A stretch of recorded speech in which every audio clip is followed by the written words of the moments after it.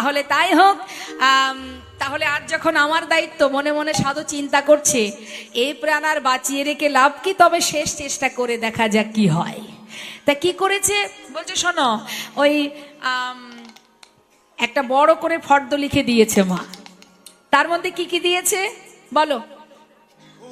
খুর, কাইচি, ধুতি, গেঞ্জি, তিলক মাটি, জপের মালা, নামের মালা সব ফর্দ করে দিয়েছে। বাজার থেকে কিনে নিয়ে এসো। সে কি করেছে, ছদ্মবেশে বাজার থেকে, কিচ্ছু করার নেই, পান্ডা যা বলবে তাই করতে হবে, সব কিনে এনেছে। সবার মস্তক মুন্ডন করে আবার শিখা রেখেছে বাবা, মাথায় চৈতন্য রেখেছে, গলায় একটা করে তুলসীর মালা পরিয়ে, সবাইকে নতুন গেঞ্জি নতুন ধুতি পরিয়ে, হাতে একটা করে জপের মালা ধরিয়ে দিয়েছে। কিচ্ছু বলবে না, যা বলবো তাই করবে। চলো কোথায় যাব? যে নদীতে তোমাদের সঙ্গে আমার প্রথম দেখা সেখানে যেতে হবে। দেখুন মা, সাধু সঙ্গ করলে কি হয়, তাদের তো কিচ্ছু করার নেই, আর যা বলবে সে এখন দলের পান্ডা, দলের সর্দার, যা বলবে তাই করতে হবে। নদীর ধারে গিয়ে বসে বসে সবাই মিলে হরিনাম করছে। বলছে সবাই আমি যা যা গাইতে বলবো তাই তাই গাইবে। বেশ, সকাল ভোরবেলা সবাই বসে বসে হরিনাম করছে। সকালবেলার ভজন হয়েছে মা, হরিনাম হচ্ছে। হরে কৃষ্ণ কৃষ্ণ কৃষ্ণ হরে হরে, হরে রাম রাম রাম রাম হরে হরে। হ্যালো, কি হলো? সে মাইক ম্যান গেল কোথায়? হরে কৃষ্ণ কৃষ্ণ কৃষ্ণ কৃষ্ণ হরে হরে, হরে রাম রাম রাম রাম হরে হরে। যে যার মতো হরিনাম গাইছে এক সারিতে বসে। ওমা আপনারাই বলুন, সে ডাকাত হোক, চোর হোক, মিনিস্টার হোক, যাই হোক, সাধুর বেশে যদি কাউকে দেখা যায়, সবার আগে আমাদের দৃষ্টিটা কি হবে? সাধু বলেই তো মনে হবে, আগে তো মনে হবে প্রণাম করি। এখন ওই রাজ্যের, ওই এলাকার যিনি রাজা, তার কন্যা, রাজকন্যা দাসী নিয়ে এসেছে ওই নদীতে স্নান করতে। স্নান করতে এসে দেখছে নদীর ধার বরাবর সাধুরা বসে বসে সবাই মিলে হরিনাম করছে। তাই না দেখে তার এত ভালো লাগলো, ছুটে গিয়ে প্রত্যেকের চরণে প্রণাম করলেন। প্রণাম করে করজোড়ে বললেন, সাধু বাবা, আপনাদের দেখে আমার হৃদয়ে ভক্তি জেগেছে, মনে বড় আশা, আপনাদেরকে আমি আমার গৃহে নিয়ে মধ্যাহ্নে সেবা দেব। হরিবল হরিবল। যেই না বলেছে বাবা, এখন সাধু বলছে কিচ্ছু করার নেই, সকালবেলা দেখা, দুপুরবেলা যেতে হবে। এবার সবাই সাধুর বেশে ওই 11 জন ব্যক্তি রাজার বাড়িতে হাজির। হরিবল। রাজার বাড়িতে যেই না বসেছে, সেবায় সবার চরণ ধৌত করলেন। চিন্তা করুন, এই জন্যে বলে সৎসঙ্গ করতে হয়, অসৎসঙ্গ করতে নেই। সবার চরণ ধৌত করে আসন পেতে বসতে দিয়েছে। পাতা আসনে বসেছে। এবার সোনার থালা আর সোনার গ্লাস দিয়েছে। যেই না দিয়েছে বাবা, মানুষের যা স্বভাব যাবে কোথায়? সোনার থালা গ্লাস দেখে চক্ষু চড়ক গাছে। জীবনে কোনোদিন ভাই এত ডাকাতি করেছি, সোনার থালা গ্লাস পাইনি। স্বভাব যাবে কোথায়? এই ভাই, এই যে থালা গ্লাসে খেতে দেবে, এগুলো কি আর নিয়ে নেবে? তাহলে আমরাই নেব। কি করেছে মা? আর একজন বলছে, আরে ধুর, চুপ কর, এখানে আমরা সবাই সাধু, কেউ চোর ডাকাত নই, কথা বলবি না, চুপ বসে আছে। রাজভোগ সেবা দিয়েছে মা, সেবা হয়ে গেল। এঠো থালা কি আর মহারাজ নেবে? কি করেছে? যে যার ঝোলার মধ্যে ভরে নিয়েছে। এবার কি হলো? সেবার পরে কি হয়? বাড়িতে বৈষ্ণব সেবা দিলে তাকে দক্ষিণা দেবেন, দক্ষিণা দিতে হয়, না দিলে কিন্তু সেবার ফল হবে না। দক্ষিণা কি? রাজার বাড়ি থেকে দক্ষিণা দামি দামি হিরে জহরত, হ্যাঁ, দামি দামি রত্ন সব একটা পাত্রে করে নিয়ে এসে দক্ষিণা স্বরূপ যেই না দিচ্ছে মা, তখন ডাকাতের দল বলা বলি করছে, ওরে বন্ধু, একদিন এই বৈষ্ণবের কথা শুনে যদি এত কিছু পাওয়া যায়, সারা জীবন যদি এর সঙ্গ করা যায় তাহলে না জানি আরো কত দামি মূল্যবান সম্পদ আমরা পাবো। একদিনে যদি এই পাই, সারা জীবন যদি সঙ্গ করি তাহলে কি পাবো? সেই মূল্যবান সম্পদ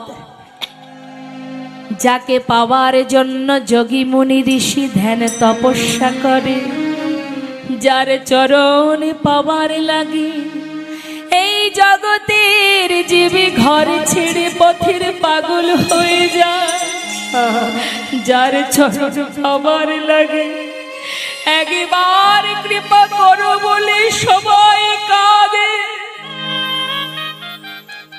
মহাজন বললেন, ঠিকই বলেছ, যদি তার কৃপা পেতে হয় তাহলে সবাই না নষ্ট করে সাধু সঙ্গ করো, বৈষ্ণব সঙ্গ করো। তাই মাগো, সাধু সঙ্গ সর্বশাস্ত্রে কয়, লব মাত্র সাধু সঙ্গে সর্বসিদ্ধি হয়। সময় নষ্ট নয়। 4 যুগের মধ্যে শ্রেষ্ঠ হলো এই কলিযুগ, যে কলিতে আমরা জন্ম পেয়েছি। কিন্তু কলির অনেক দোষ মা, আমরা কলির জীব তো, আমাদের পদে পদে দোষ। প্রত্যেকটা জীব দেখবেন, বাড়ির বাচ্চারা কোনো ভুল করলে আমরা কি বাচ্চার দোষ দিই? বলি কলি, এটা কলিযুগ, কলির ছেলে বলে এই অবস্থা, বলি না মা? আরে বাবা, এটা কলিযুগ রে, তাই তো আজ এই অবস্থা, কলিকাল। তার মানে কি, মানুষ অন্যায় করলে মানুষের কোনো দোষ হয় না, হয় কার? কলির দোষ। কলির অনেক দোষ, তথাপিও শাস্ত্রে বলছে প্রণমাহ কলিযুগ সর্বযুগ সার। সমস্ত যুগের সার হচ্ছে এই কলিযুগ। মানে আর যে 3টে যুগ আছে মা, সত্য, ত্রেতা, দ্বাপর, কোনোটাই ভালো নয়, কোনোটাই প্রণামের নয়। প্রণাম করছে কাকে? কলিকে। তাহলে যার এত দোষ, কোনো ছেলের যদি অনেক দোষ থাকে, সেই ছেলের কি কেউ গুণ গায়, ভালো বলে? বলেন মা? পাড়ার কোনো ব্যক্তি যদি খারাপ হয়, তার ভালো বলবেন? তাহলে তার এত ভালো কি করে হলো? বললেন, যার 1000 দোষ থাকে তার একটা গুণ ভালো থাকলেও থাকে। তা আমাদের কলির আবার কি ভালো গুণ আছে? আগে দোষের কথাগুলো শুনবো, তারপরে না হয় ভালো গুণটা শুনবো। কেমন? দোষটা কি মা কলির? কলির পদে পদে দোষ। কলিযুগ বর্তমানে এটা ঘোর কলি। আস্তে, এটা ঘোর কলি। আমরা এখন ঘোর কলিতে বাস করছি। এই কলিতে বাস করে ভজন সাধনে বড় বাধা। আপনি মালা জপ করবেন, ঘুম আসবে। বসে বসে কীর্তন শুনবেন, ঘুম আসবে। ভজন আপনাকে করতে দেবেই না। কি হয়তো বাবা, 16 মালা ছেড়ে দিন, 4 মালা জপ করতে গেলেও ঘুম আসে। কেন বলুন তো? এটা ঘোর কলি, সেই কারণে। শুধু তাই নয়, কলির আরো দোষ কি? सच कहे तुम्हारे लट्ठा झूठा जगत भोलाए, गौरस गली गली फिरी सुरा बैठलो बिकाए, गाभी को दोहे कुत्ता को पाले बाछुरी रह जाए भूखा, संबंध को अच्छा खिलाए लेकिन बाप रह जाए भूखा। কথাগুলো ভালো করে বুঝবেন, আমি ভেঙে ভেঙে একটা একটা করে বোঝাবো আপনাদের। বর্তমান কলিযুগে যদি কেউ সত্য কথা বলে, সৎ পথে চলে, তাকে কেউ ভালোবাসে? আজ আমরা এই যে আহা এই ভলেন্টিয়ার, এই আমার দিকে তাকা, একদম চিৎকার করে নয়, ইশারা ইশারা করে বসতে বল। তো বাবা, আজকে আপনাদের এখানে যে আসতে পেরেছি, আপনাদেরই ঘরের কন্যা, ঘরের মেয়ে, যার কথা মনে হয় মুখে বললে, আমি যদি বলি তা মনে হয় বলা কম হয়ে যাবে। আমার সাধ্য নেই তার গুণের কথা বর্ণনা করা। জীবনে বহুত সুকৃতির ফলে এমন একটা মানুষের সান্নিধ্য, এমন একটা মানুষের সঙ্গ লাভ করতে পারলাম। মনে হয় এটা আমার অনেক পাওয়া, যিনি আপনাদের ঘরের মেয়ে, আমাদের দিদি ভাই, যাকে যিনি কেন্দ্রীয় মন্ত্রী, প্রাক্তন কেন্দ্রীয় মন্ত্রী সুশ্রী প্রতিমা ভৌমিক মহোদয়া। তো সেই মানুষটির সঙ্গে আজ নয়, আজকে প্রায় 4-5 দিন আছি এবং এর আগেও একবার এসেছি আপনাদের সবার ভালোবাসার টানে। যে মানুষটাকে দেখলে মনে হবে না যে মানুষটা যে জায়গায় আছেন, যে জায়গায় তিনি দাঁড়িয়ে আছেন, তাকে দেখলে মনে হবে না কিছুতেই তার মধ্যে এতটুকু না আছে অহংকার, আর অন্যের প্রতি, সকলের প্রতি তার যে আন্তরিক ভালোবাসা, যে হৃদয় দিয়ে ভালোবাসা, প্রত্যেকটা মানুষের সুখে দুঃখে ভালো মন্দে এমন মানুষ কলিযুগে পাওয়া বড় কষ্ট মা। যে কোনো জাতের ভেদাভেদ নেই, সকলের জন্য যিনি কিনা এইভাবে জীবনপণ দিয়ে নিজের সুখ স্বাচ্ছন্দ্য বলিদান দিয়ে জীবের কল্যাণের জন্য, সকলের মঙ্গলের জন্য আজ এমন একটা জায়গায় তিনি আছেন, তার ভিতরে না আছে এতটুকু অহংকার। তার বেশ বিন্যাস, তার চলাফেরা, তার আচর আচরণে মনেই হবে না তিনি একজন এত বড় একজন মন্ত্রী। তো মাগো, সৎ পথে চললে অনেক বাধা আসে, সৎ পথে চললে অনেক বাধা আসে বাবা। কিন্তু যদি কোনো ব্যক্তি মনে করে সৎ পথে চলছি, এত বাধা, এ পথে আমি থাকবো না, তাহলেই তার ভুল। দেখবেন কলিযুগে কেউ সত্য কথা বললে, সৎ পথে চললে তাকে কেউ ভালোবাসে না, তাকে একঘরে করে রাখা হয়। ঝুঠ হয় জগৎ ভুলায়। যার ক্ষমতা আছে, যার জোর আছে, যার অর্থ আছে বাবা, একটা প্রবাদ আছে না, একটা কথা আছে না, জোর যার মুল্লুক তার। অর্থাৎ যার যে ঝুঠ মানে মিথ্যা, অত্যাচার, অনাচার, ব্যভিচার, দুরাচার, পাপাচার পৃথিবীটাকে ছেয়ে রেখেছে। গোরস মানে কি মা? গরুর দুধ। যারা গোয়ালা হন, যারা ঘোষ মানে দুধ বিক্রি করেন, দেখেছেন নিশ্চয়ই, গ্রামে গ্রামে, পাড়ায় পাড়ায়, অলিতে গলিতে চিৎকার করে করে কাঁধে করে বাঁক নিয়ে, বা এখন হয়তো বাইসাইকেল বা কেউ হয়তো মোটর সাইকেলে করে যায়, সাইকেলে করে ঘুরে ঘুরে দুধ বিক্রি করে। তো আপনার বাড়ির সামনে, আপনার ঘরের দরজার শিকল নাড়া দিয়ে ডাকে, দুধ আছে, দুধ নেবে, তাই তো? আপনি কি সেই দুধ খান? সবাই খায়? খায় না। কিন্তু যে জন মদ বিক্রি করে, তাকে কি দরজার গোড়ায় এসে কড়া নাড়া দিতে হয়? দেয় বাবা? সে যদি আপনার বাড়ি থেকে 50 কিলোমিটার দূরেও কোনো গুহার মধ্যে বসে থাকে, আমাদের মতো সাধারণ বোকা মূর্খ জীব আমরা দল বেঁধে সেখানে গিয়ে লাইন দিয়ে দাঁড়িয়ে থাকা হয়। তাকে অলিতে গলিতে আসতে হয় না, কারণ এটা কলিযুগ। দুধ গ্রামে গ্রামে ঘুরে ঘুরে বিক্রি করে, কিন্তু মদ দূরে বসে বিক্রি করে। আমি এও শুনেছি নাকি মা, জানি না সত্যি কিনা, যে দুধ যারা খায় তারা ধার করে বাকি করেও খায়, মাসের শেষে টাকা দেয়। কিন্তু যারা মদ কিনে সেখানে নাকি কোনো বাকি চলে না। কি ঠিক বললাম কি? নগদ বিক্রি, কোনো বাকি চলবে না, এটা শুনেছি আমি। তাহলে আপনারাও জানেন, আমার সঙ্গে সহমত। তাহলে ভাবুন কলির কি দূর অবস্থা।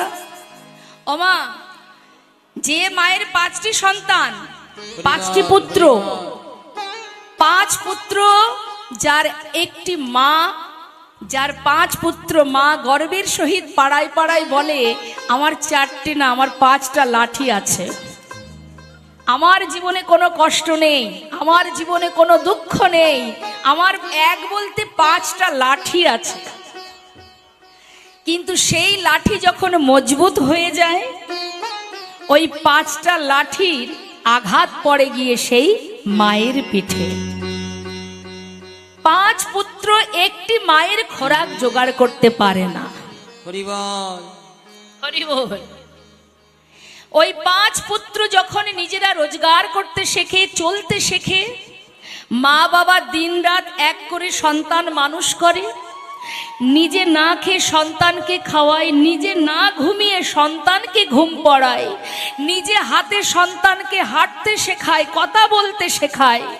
অবশেষে সেই সন্তানেরাই মাকে খাওয়াবে কে, এই চিন্তায় তাদের মধ্যে গন্ডগোল মারামারি বেঁধে যায় যে মার দায়িত্ব কে নেবে।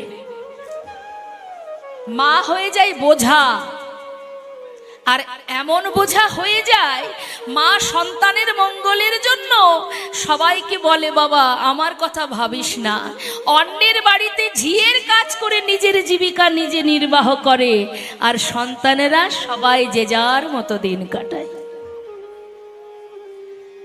আমাদের মেদিনীপুর ডিস্ট্রিক্টের একটা ঘটনা আপনাদের বলবো মা, একটু মন দেবেন।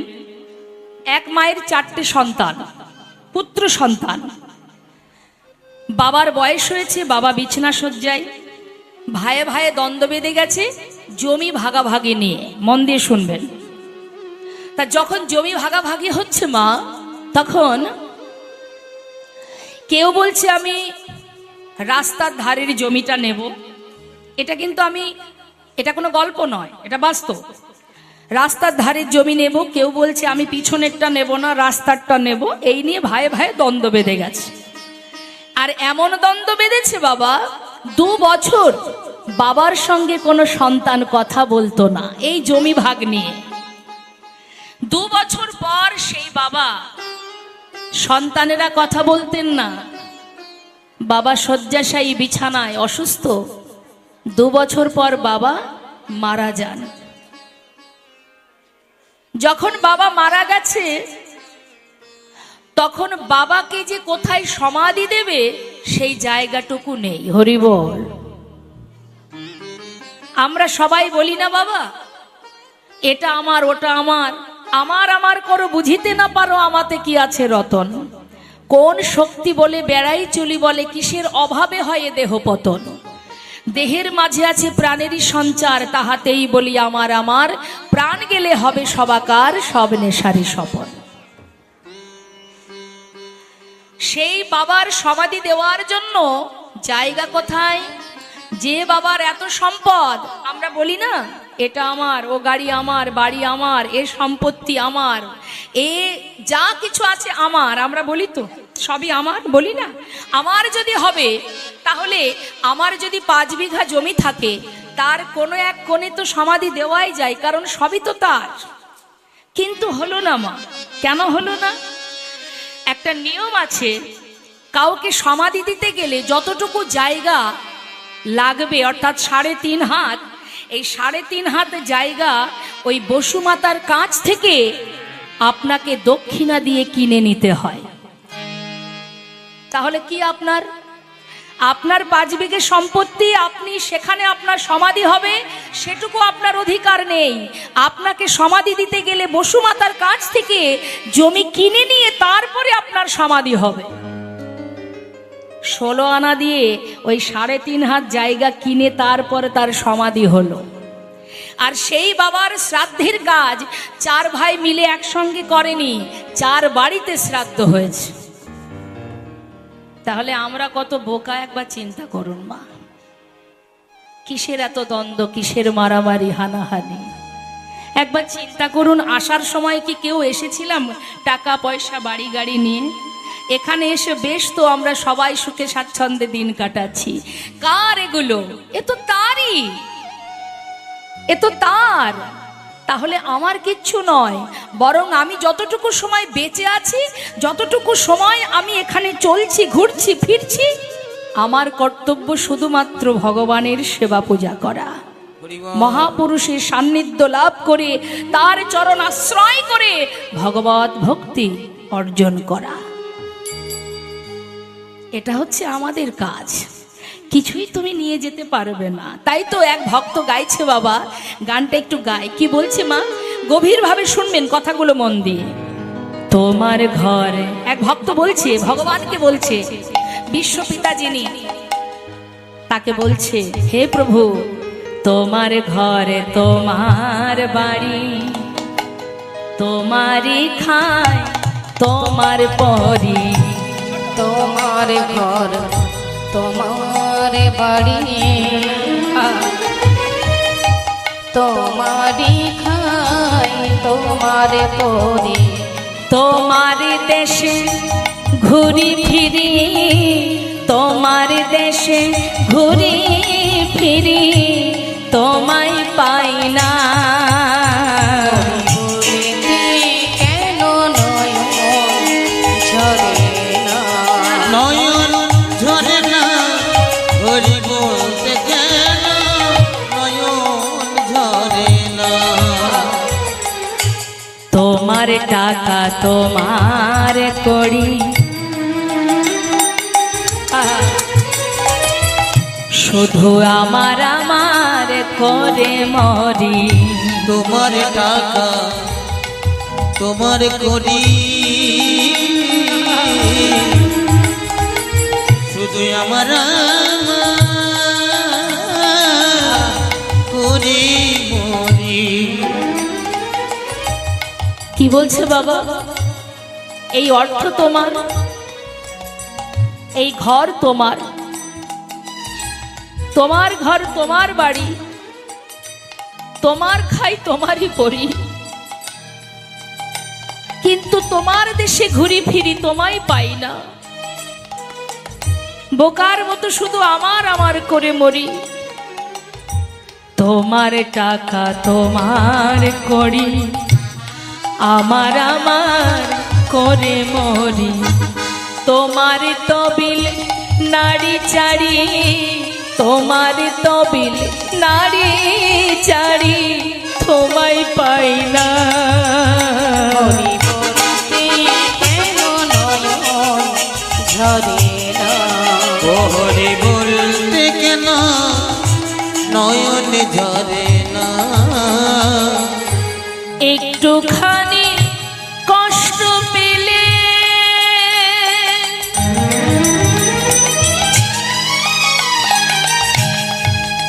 তুমি অমনি এসে ধরো কোলে।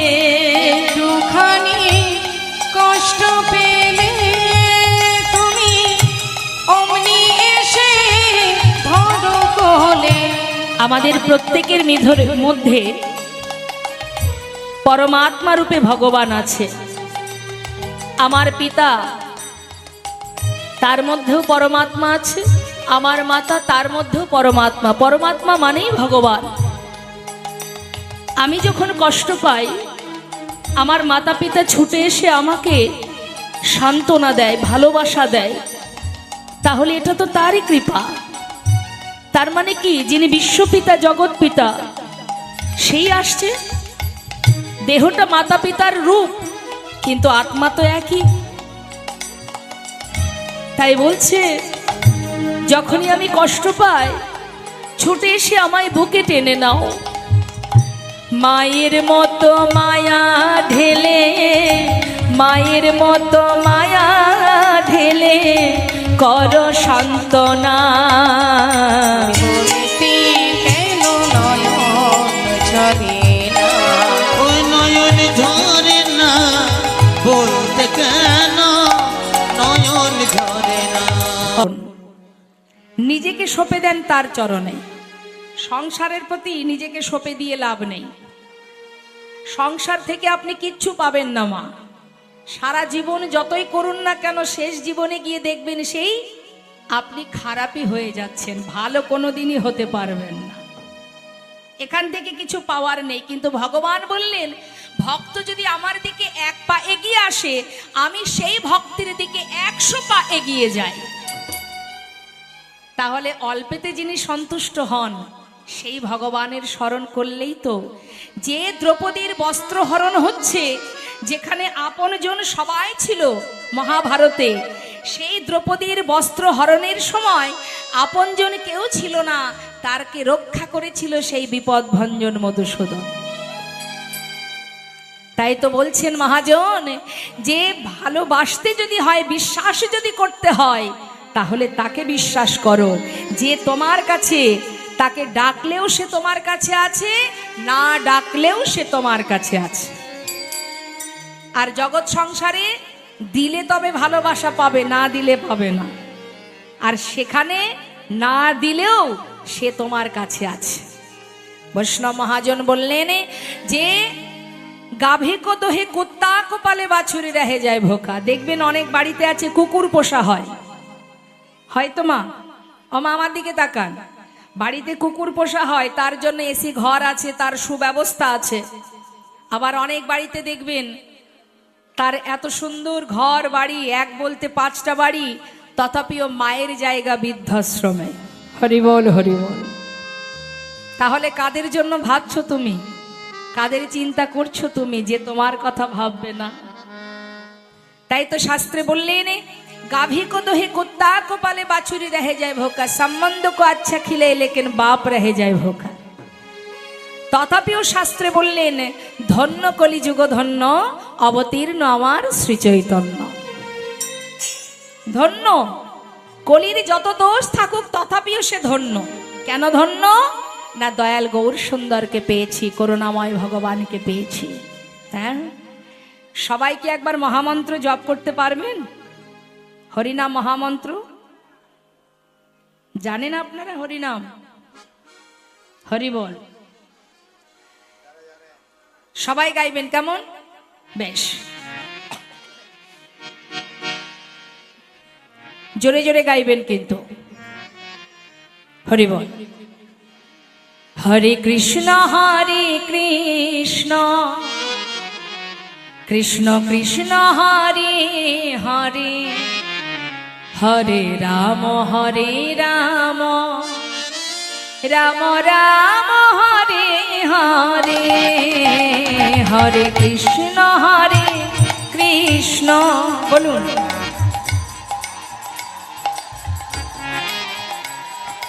নাম করুন। হ্যাঁ,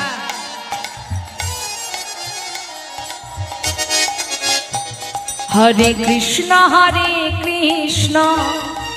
কৃষ্ণ কৃষ্ণ হরে হরে, হরে রাম রাম রাম হরে হরে, হরে কৃষ্ণ হরে। বাহ, এত মিষ্টি কণ্ঠ, খুব সুন্দর।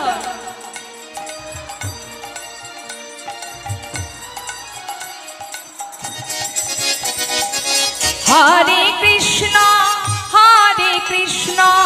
কৃষ্ণ কৃষ্ণ হরে হরে, হরে রাম রাম রাম হরে হরে, হরে কৃষ্ণ।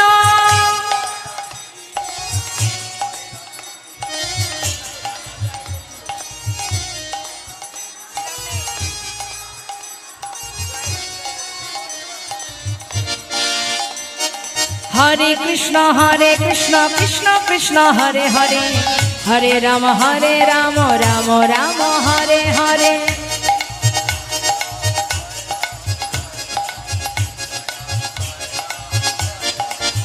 हरे कृष्ण कृष्ण कृष्ण हरे हरे, हरे राम राम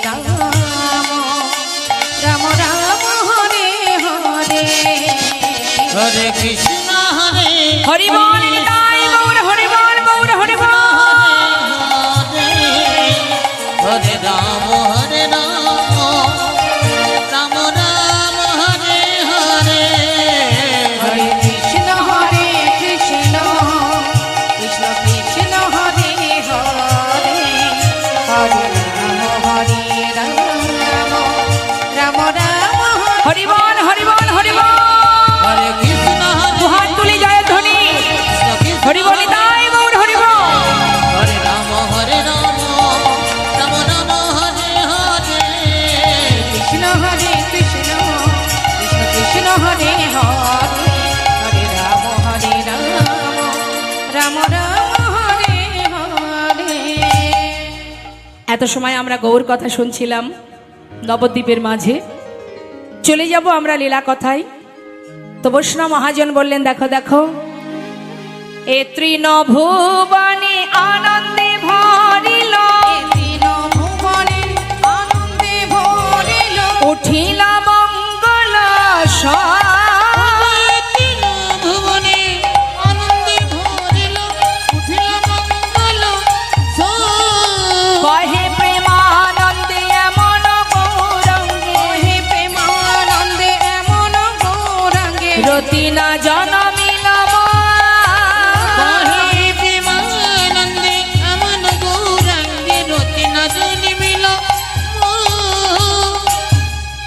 আমরা এত সময় মহাজনী পদাবলী দিয়ে আস্বাদন করলাম গৌর কথা, চলে যাব লীলা কথায়। লীলা কথায় যাওয়ার আগে আমাদের যেতে হবে বৃন্দাবনে। চলুন যাই সবাই বৃন্দাবনে, উলুধ্বনি হরিধ্বনি করে শ্রীধাম বৃন্দাবন। আমাদের একটু জানতে হবে মা, যে ভক্তের জীবনী কথা আমরা জানব, যার নিবাস বাংলাদেশে, কিন্তু যিনি ছিলেন দ্বাপর যুগে চতুর্মুখ ব্রহ্মা।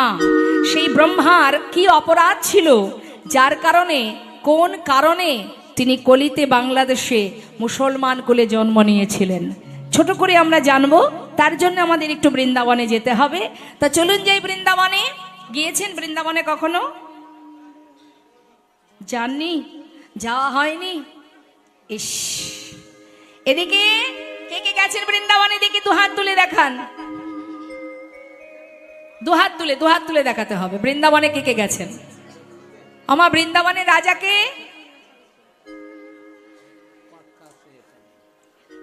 কে রাজা বৃন্দাবনে?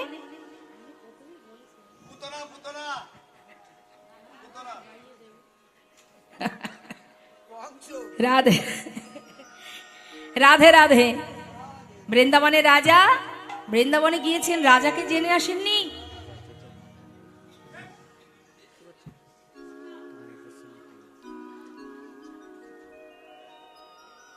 ঠিক আছে, মারতে হবে না, আমার হাতে দিন, আমি হাতে নিয়ে নিচ্ছি। রাধে রাধে। বৃন্দাবনের রাজা, যে রাজ্যে যেতে হবে সেই রাজ্যের রাজাকে তো চিনে আসতে হবে। হ্যাঁ, রাজা যদি জানতে পারে যে আপনারা কেউ তাকে চিনতে পারেননি, তাহলে কি হবে? কৃষ্ণ, বৃন্দাবনে কৃষ্ণের কোনো দাম নাই, তার কোনো ভূমিকাই নাই। সব কিছু রাধারানীর চরণে সঁপে দিয়েছে। এত ভালোবাসতেন রাধারানীকে, ওই 84 ক্রোশ বৃন্দাবনটাই রাধাকে দিয়ে দিয়েছে। আছে এমন ভালোবাসা এখন পাবেন? হ্যাঁ, কিছুই দেবে না। চলুন আমরা সবাই যাই বৃন্দাবনে। রাজা রাসেশ্বরী বিনোদিনী প্রেমময়ী রাধারানী, চলো চলো চলে যা বৃন্দাবনে, চলো রে সবাই, চলো চলো চলে যা, চলো চলে যা বৃন্দাবনে, চলো রে সবাই। চলো চলে যাই, চলো চলে যাই, হাতে তালি দিতে হয়। চলো রে হ্যাঁ। সবাই। চলো চলো চলে যাই, চলো চলে যাই বৃন্দাবনে, চলো রে সবাই। শ্রীমতীর সাথে লয়ে, আহা শ্রীমতীর, আহা শ্রীমতীর সাথে লয়ে হোলি খেলিছে টানায়। চলো চলে যাই বৃন্দাবনে, চলো রে সবাই। একবার চলো চলে যাই বৃন্দাবনে, চলো রে সবাই। রাধারানী কি, রাধারানী কি, জয় বৃন্দাবন ধাম কি। জয়।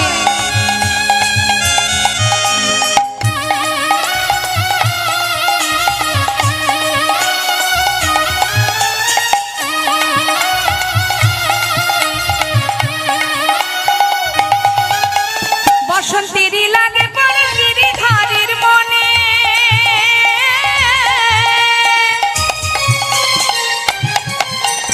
আগের রঙে খেলে হরি রাধা রানীর সনে। বসন্তেরই লাগে পুরুষ গিরিধারীর মনে, আগের রঙে খেলে হোলি রাধা রানীর সনে।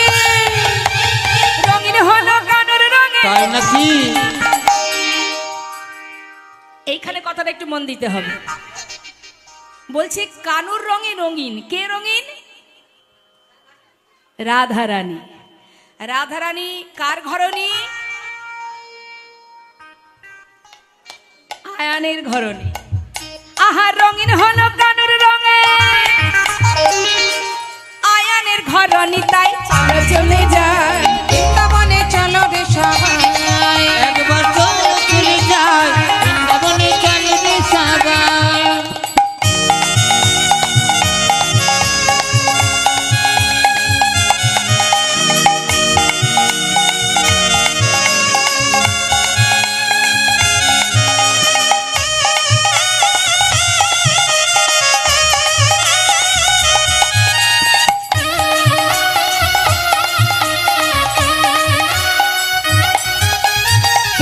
খেলা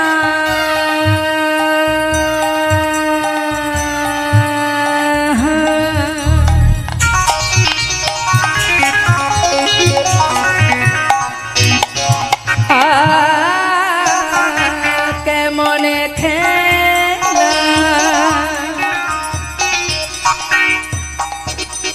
কেমন খেলা আহা কেমন খেলা খেলে আমার মদন মোহন মদন মোহন প্রেমের রঙে রাঙায় হয় বলারি মন হে হে হে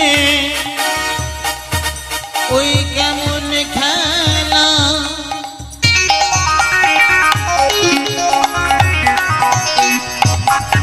ওরা কেমন খেলা খেলে আমার মদন মোহন প্রেমের রঙে রাঙায় হয় অবলার মন শ্রীমতীর ওই লাজুক বদন তাই নাকি শ্রীমতীর লাজুক বদন অর্থাৎ রাধারানীর বদনটা কৃষ্ণ গোবিন্দের কাছে আছে তো তা লজ্জায় শ্রীমতী রাধারানী মুখটা লাল হয়ে গেছে তা এখন রাধারানী সেই লাজুক বদনটা দর্শন করে গোবিন্দের কি হলো গোবিন্দের মাথায় যে চূড়া আছে সেটা রঙিন হয়ে গেছে শ্রীমতীর ওই লাজুক বদন দেখে কৃষ্ণ চূড়া রাঙাটাই চলো চলে যায় নিতাই বলে হরি বল হরি বল হরি বল একবার চলো চলে যাই বৃন্দাবনে চলো রে সবাই বৃন্দাবনে চলো রে সবাই বৃন্দাবনে চলো রে সবাই হরি বল হরি বল শ্রীধাম বৃন্দাবনে ভগবান কৃষ্ণচন্দ্র সখাগণকে সাথে করে নিয়ে বনে যাচ্ছে বাবা ওমা আমার দিকে তাকান আস্তে আস্তে আস্তে এদিক ওদিক মাথা ঘোরালে হবে না একটু মন দিতে হবে কথার মধ্যে এত সময় অনেক আনন্দ হলো কথা শুনলাম অনেক তত্ত্ব কথা হলো হ্যাঁ এবার একটু লীলা কথা শুনতে হবে কৃষ্ণচন্দ্র বালক বেশে মাঠে যাচ্ছে খেলা করতে সঙ্গে কারা যাচ্ছে সখাগণ তা ভগবানের সখা ভগবান কৃষ্ণচন্দ্রের সখা শ্রীরাম সুদাম দাম বসুদাম মধুমঙ্গল সবাই যাচ্ছে তা যাচ্ছে কেমন করে সেটা আমরা একটু জানবো বনমাঝে গিয়ে সখাগণকে নিয়ে খেলা করছে এখন খেলা যখন করছে তখন চতুর্মুখ ব্রহ্মা সে কিন্তু জানে না মা দেবর্ষী নারদ আমা বলুন তো দেবর্ষী নারদের হাতে যে যন্ত্রটা আছে তার নাম কি বীণা আর তার বাহনটা কি ঢেকি এখন দেবর্ষী নারদ প্রভুর নাম করে তো নাম করতে করতে হঠাৎ প্রভু ওই যে মাঠের মধ্যে ছোট ছোট বন্ধুদের নিয়ে খেলা করছে তাই না দেখে তার মনে বড় আনন্দ হলো এবার দেবর্ষী নারদ যাচ্ছে কোথায় চতুর্মুখ ব্রহ্মার কাছে এই ব্রহ্মার মানস পুত্র হলো এই দেবর্ষী নারদ এখন পিতার কাছে গিয়ে ডাকছে পিতা পিতা কি হয়েছে পিতা জানো পিতা আজ আমি স্বয়ং ভগবানকে দর্শন করে এলাম স্বয়ং ভগবান ভগবানকে তুমি আবার এখানে কোথায় দেখলে শুনবে আমি দেখে এলাম আমি দেখে এলাম স্বয়ং ভগবান দেখে এলাম ওই স্বয়ং ভগবান দেখে এলাম ওই যমুনা পুলিনে খেলা করে স্বয়ং ভগবান দেখে এলাম যমুনা পুলিনে খেলা করে স্বয়ং ভগবান দেখে এলাম ওই নন্দের নন্দন যশোদা নন্দন স্বয়ং ভগবান দেখে এলাম নন্দের নন্দন যশোদা নন্দন স্বয়ং ভগবান দেখে এলাম বন্ধ করো মাথা খারাপ হয়ে গেছে নাকি মাথা খারাপ আরে নন্দের নন্দন মানে কৃষ্ণের পিতার নাম নন্দ মহারাজ আর মায়ের নাম যশোদা বলছে নন্দের নন্দন যশোদা নন্দন বলছে দেখলাম নন্দ মহারাজের পুত্র কৃষ্ণ তিনি ভগবান আমি তাকে সাক্ষাৎ ভগবান রূপে দর্শন করলাম ব্রহ্মা বলছে এক ঘোষের ছেলে আমার নন্দ মহারাজ কিন্তু ঘোষ জাতিতে, হ্যাঁ, বলছে ঘোষের ছেলে আবার ভগবান হবে কি করে? কি করে হয়? মাঠে মাঠে ঘুরে বেড়ায়, গাভী চড়িয়ে বেড়ায়, সে কি করে ভগবান হতে পারে?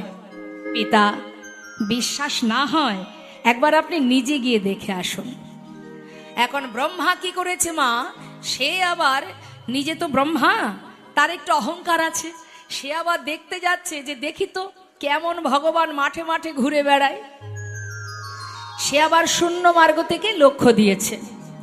লক্ষ্য দিয়ে কি দেখছে, যে না ওই যে কেলে ছোড়া কৃষ্ণ, কৃষ্ণের গায়ের বরণ কেমন?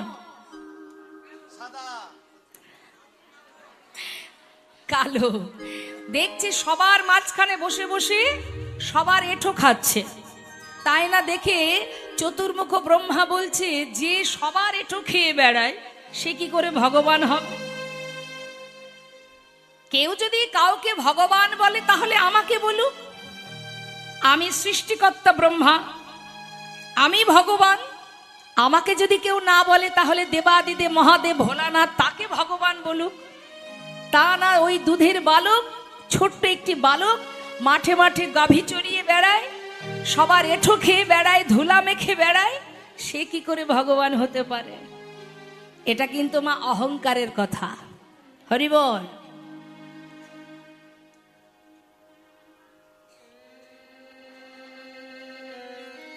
একটা কথা আছে, দিবস রজনী, কথাগুলো ভালো করে বুঝবেন, প্রত্যেকটা শব্দের মধ্যে ডুব দিতে হয় তবেই কীর্তন ভালো লাগে, এটা সিরিয়াল নয়, ঠিক আছে? মন দিয়ে শুনুন। দিবস রজনী আবল তাবল পাচাল পড়িতে পারো, তাহারও ভিতরে একবার কি গোবিন্দ বলিতে মারো। দেখুন, গল্পের শেষ নেই। এখানে যত মিষ্টি কথা, অমৃত কথায় অমৃত বরিশন হোক, বৃষ্টি হোক এখানে, কিন্তু গল্প থেকে বঞ্চিত হওয়া যাবে না। এই তো সুযোগ। বাড়ির লোককে বলেছিলাম অমুক জায়গায় হরিনাম হবে, যাব। স্বামী অন্য কোথাও যেতে না দিলেও হরিবাসরে যেতে তো আর বাধা দেবে না, আর সেখানে গিয়েই পাড়ার খবর নেওয়া যাবে। এই হচ্ছে পাড়ার খবর নেওয়ার জায়গা।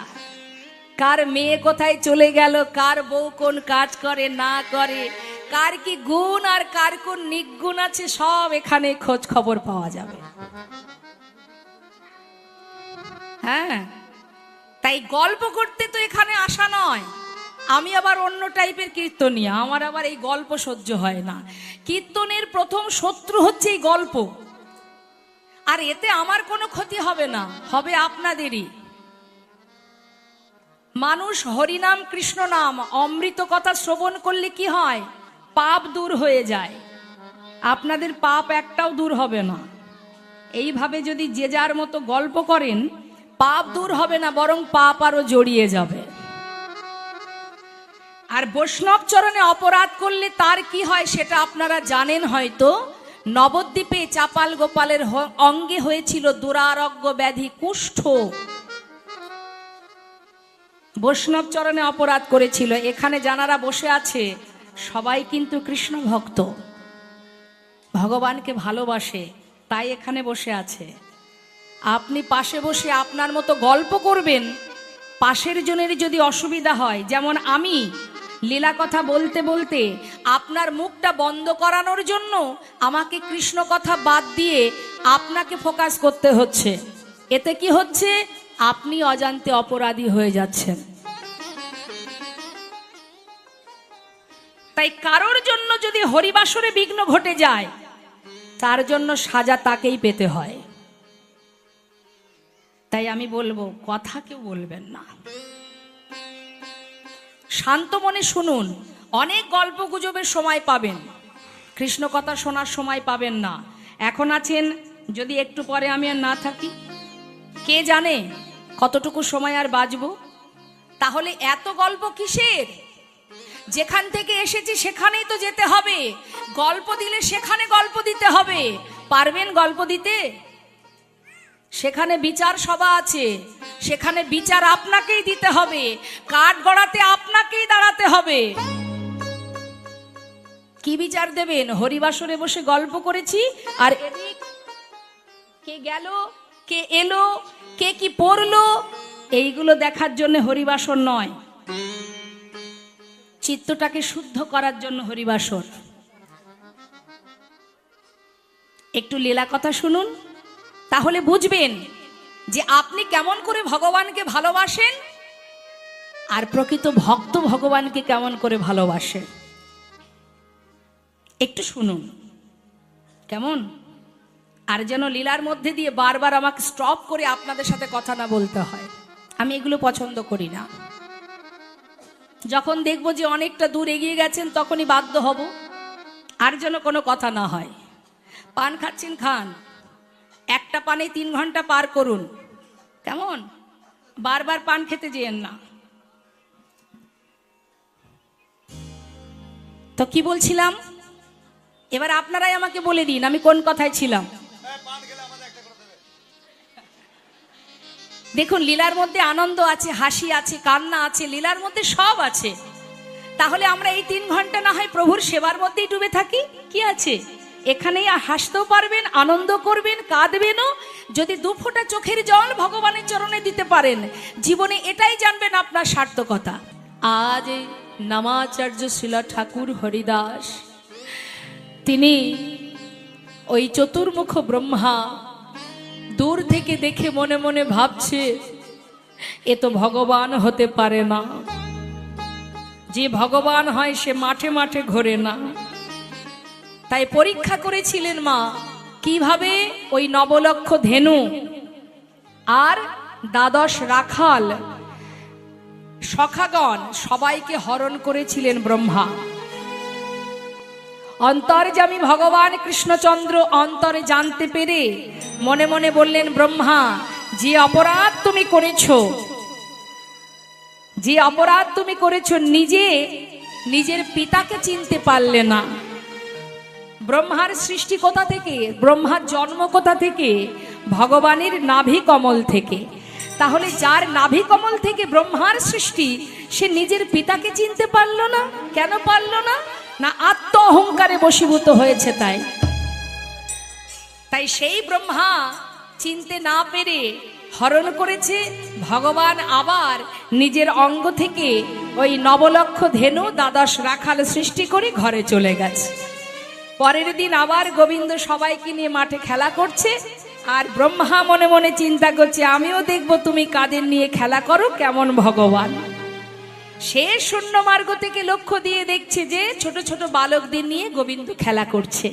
এরা কারা, কোথা থেকে এলো এরা, বুঝতে পারছে না। তাড়াতাড়ি করে দিব্য দৃষ্টি দিয়েছে, আর যেই না দিব্য দৃষ্টি দিয়েছে, দেখছে বৎস বৎস পালো সবাই নারায়ণ স্বরূপ। সবাইকে নারায়ণ স্বরূপ দর্শন করে ছুটে গিয়ে প্রভুর চরণটা জড়িয়ে ধরে ব্রহ্মা কাঁদতে শুরু করলেন। কাঁদছে, আর যখন চরণ ধরে কাঁদছে, ভগবান কোনো কথা বলেনি। ব্রহ্মা নিজেই বলেছিলেন, হে প্রভু, যে অপরাধ আমি করেছি, এর জন্য তোমার কাছে আমার একটা বাসনা, নিজের পিতাকে চিনতে পারিনি আমি। সন্তান হয়ে নিজের পিতাকে ভুলে গেছি আমি। এর সাজা তুমি এমন কুলে আমায় জন্ম দেবে, সারা জীবন যেন আমি কষ্ট পাই। শুধু তোমার কাছে একটা বাসনা, এ জন্মে তোমায় ভুলে গিয়েছি, পরের জন্মে আমি যেন তোমায় ভুলে না যাই। সেই চতুর্মুখ ব্রহ্মা এই কলিযুগে জন্ম নিয়েছিল বাংলাদেশে। কোথায়? কি বলছে মহাজন পদাবলিতে? খুলনা জেলার বুড়হনে গায়ে ওই প্রকট হইল গো, প্রকট হইল। আরে খুলনা জেলার বুড়হনে গায়ে প্রকট হইল গো, প্রকট হইল। নাম প্রচারিতে ব্রহ্মা জনমে জনিল, দিকে দিকে নাম প্রচারিল। ওই নামে প্রচারিতে ব্রহ্মা জন্ম জনিল, দিকে দিকে জন্ম জনিল। নামাচার্য হরিদাস, নামাচার্য হরিদাস, ও যে নাম ব্রহ্মা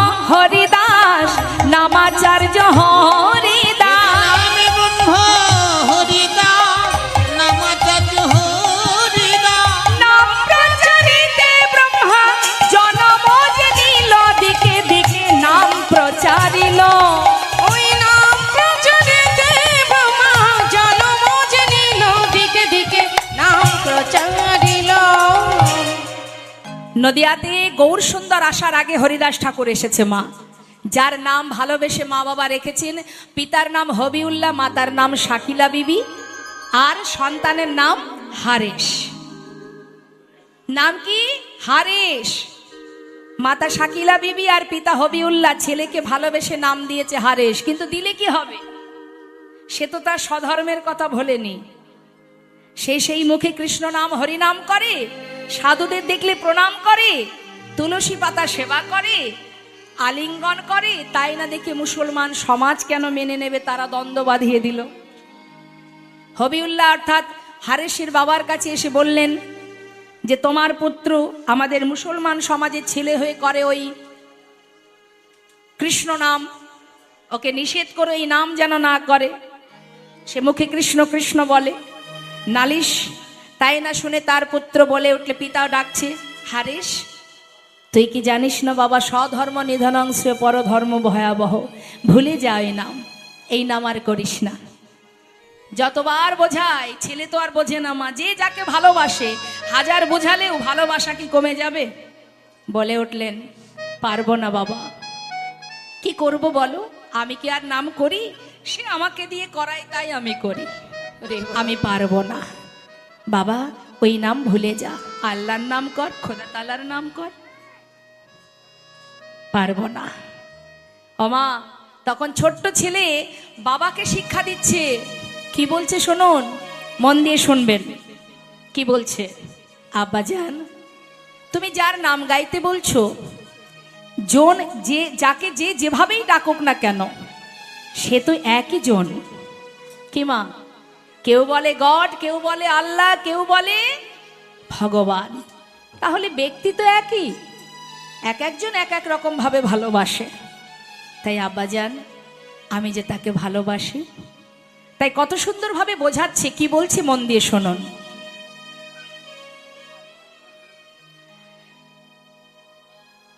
বলে দিচ্ছে, আল্লাহ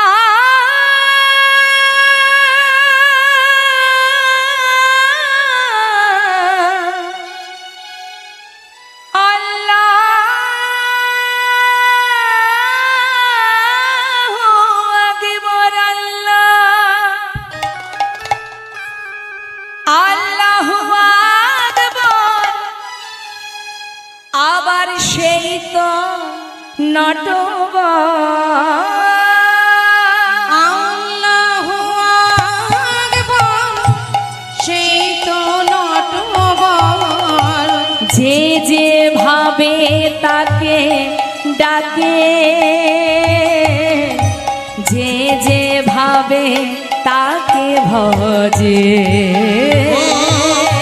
যে যে ভাবে তাকে ভজে, যে যেমন ভাবে তাকে ভজে।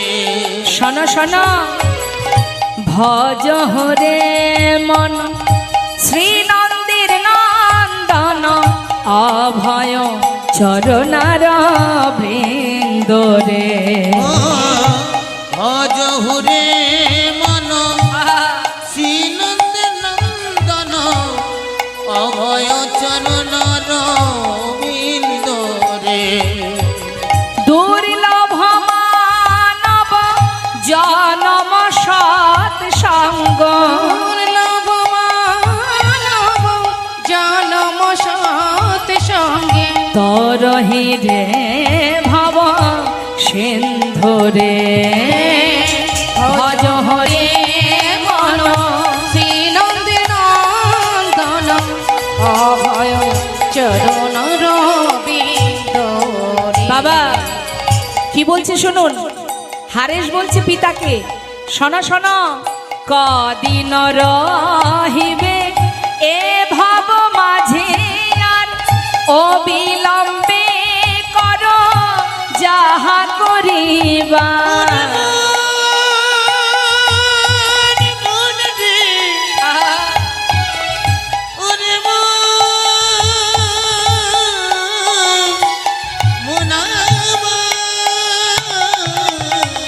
কদিন রহিবে এ ভব মাঝে, আর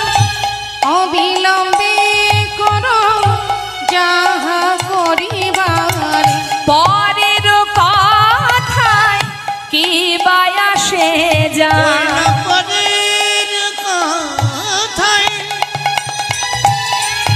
ওই নাকি মায়া আছে যায়। পরের কথায় কি বা আসে যায়, লোকে যে যায় বলে বলুক, তোমার মন যেটা বলবে তুমি সেই দিকে এগিয়ে যাও। হ্যাঁ, কি বলছে বাবা? আমরা আবার দেখবেন পরের কথায় উঠি বসি, আমরা আবার লোকের কথা শুনতে ভালোবাসি, তাই না? তাহলে আপনাদের একটু ছোট্ট করে একটা দৃষ্টান্ত দিই। দেখবেন বাড়ির মায়েরা যদি কোনো একটা অকেশন পারপাস বাড়িতে সাজগোজ করে, যিনি বাড়ির কর্তামশাই, মনে করুন যে বাড়ির মালিক, সে সেজেগুজে অনেকক্ষণ থেকে অপেক্ষা করে, আর বাড়ির গিন্নি সাজতে সাজতে 2 ঘন্টা পার করে দেয়। হ্যাঁ, তাহলে যে ব্যক্তি 2 ঘন্টা ধরে আয়নার সামনে সাজলো, এই কথাটা বলার কারণ আছে, কিন্তু এটা আপনাদের শিক্ষার জন্য বলছি, পরের কথাই শুনবেন না। সুন্দর করে 2 ঘন্টা ধরে সাজলো, একটা মানুষের সাজতে 2 ঘন্টা লাগে না। কেন লাগে জানেন? এটা ম্যাচ হচ্ছে না, এর সঙ্গে এটা ম্যাচ হচ্ছে না, আবার খুললাম আর একটা বের করলাম, একটার পর একটা শাড়ি ম্যাচ করতে করতে 2 ঘন্টা চলে গেল। তারপরে যখন মনে হলো যে না এবার ঠিক আছে, কানের দুল, হাত পরনের শাড়ি, গহনা সব একেবারে দারুণ ম্যাচ হয়েছে, হলো হলো এই হলো আর একটুখানি। তার মানে কি 2 ঘন্টা ধরে আপনি সাজলেন, আপনি মন থেকে খুশি হয়েছেন যে আমি এবার ঠিক সেজেছি। বাড়ির থেকে যেই না আপনি রাস্তায় পা রাখবেন বাবা, অপর পাশের বাড়ির থেকে যদি হঠাৎ কেউ একজন বলে বসে, ইস সব ঠিক আছে কিন্তু না তোর এই গহনাটা যেন শাড়ির সঙ্গে মানাচ্ছে না, এই কথা যদি একবার বলেছে, মন মেজাজ খারাপ হয়ে যাবে, আর ভালো লাগবে না। কিন্তু আপনার যদি দেখতে খারাপও লাগে, পাশের জন যদি বলে আহা কি দারুণ লাগছে রে, কি মনটা খুশিতে ভরে যায় না? দেখা গেল আদেও তার ভালো লাগছে না, পাড়ার লোক বলল আপনার মন ভরে গেল, আর পাড়ার লোক যদি একবার ওই আনন্দের রিমোটটা টিপে দিল, ব্যাস। তার মানে আমাদের আনন্দের রিমোট অন্য লোকের হাতে থাকে। ভালো বলল তো ভালো, খারাপ বলল তো মন মেজাজ খারাপ হয়ে গেল, মনটা খারাপ হয়ে গেল, মন ভেঙে গেল, দেখা গেল অকেশনে যাওয়াই হলো না, স্বামীর সাথে ঝগড়া বেঁধে গেল। তার মানে কি পরের কথায় আমরা উঠি বসি। এবার আপনাকে জিজ্ঞাসা করি মা, আপনি 2 ঘন্টা ধরে সেজেছেন, আপনি নিজের থেকে তো খুশি যে না আমি ঠিক সেজেছি, লোকে কি বললো তাই আমাকে শুনতে হবে? তাই তো হরিদাস ঠাকুর বলছে, পরের কথায় কি বায়াসে যায়, পরের কথায় কি বা আসে যায়, মিছে দাগা তুমি পেও না, ভজ হরে মন শ্রীনন্দে নন্দন অভয় চরণ বৃন্দ রে। হবিউল্লাহ দেখছে ছেলে কোনো কথা শুনবে না, সে তার ইষ্টদেবের নাম স্মরণ করবে। পিতাকে বললেন তুমি চিন্তা করো না পিতা, আজ আমি তোমায় কথা দিচ্ছি আর কোনোদিন আমার জন্য তোমার কাছে কেউ নালিশ করবে না। বাবা মা মনে মনে চিন্তা করছে, ছেলে মনে হয় তাহলে আর ওই কৃষ্ণ নাম করবে না। কিন্তু মা যে একবার হৃদয় দিয়ে ভগবানকে ভালোবেসেছে, পৃথিবীর কোনো শক্তি নেই তার মন থেকে সেই ইষ্টদেবের সাধনাকে কেড়ে নিতে পারে। সে কি করলেন, সব ত্যাগ করে নামকে সম্বল করে সেই হারেশ প্রভুর নাম স্মরণ করে কোনো কিছুর ভয় কোনো কিছুর চিন্তা না করে দিনের পর দিন বাড়ি ছেড়ে গ্রাম ছেড়ে আপন জন ছেড়ে চিরতরে বিদায় নিয়ে চিরতরে বিদায় নিয়েছে মা। পথের পরে পথে যায়, মাসের পরে মাস যায়, আর মুখে কৃষ্ণ নাম, হারেশের মুখে পথ চলিতে আর বলিতে, পথ চলিতে আর বলিতে, পথ চলিতে আর বলিতে, তোমরা লহ লহ কৃষ্ণ না হরে না মধুর না না রহ রহ কৃষ্ণ না হরি না কৃষ্ণ না পথ চলিতে আর বলিতে পথ চলিতে আর বলিতে সন্মুখে আধার রাত্রি আমি হয়েছি পথযাত্রী মুখে আধার রাত্রি আমি হয়েছি পথযাত্রী চলিতে রাধানা রাধে রাধে মুখে বলিতে কৃষ্ণ না না চলিতে রাধানা